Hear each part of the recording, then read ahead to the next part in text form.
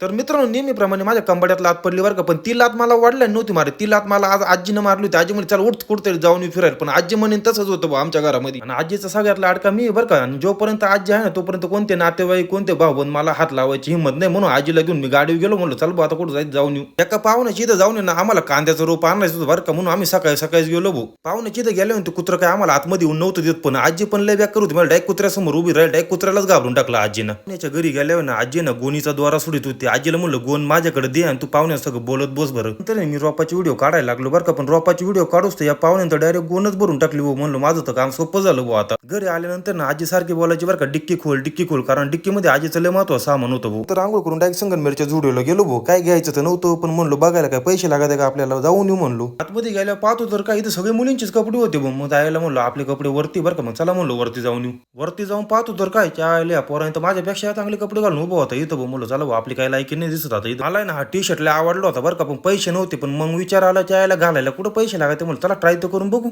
ते ना 100 वाले पण टी शर्ट पाहायला गेलो बरं का, पण म्हणलं चायला 100 रुपयाचे टी शर्ट तर माझ्या अंगात पण घुसायचे नाही, एवढे बारीक होते भाऊ.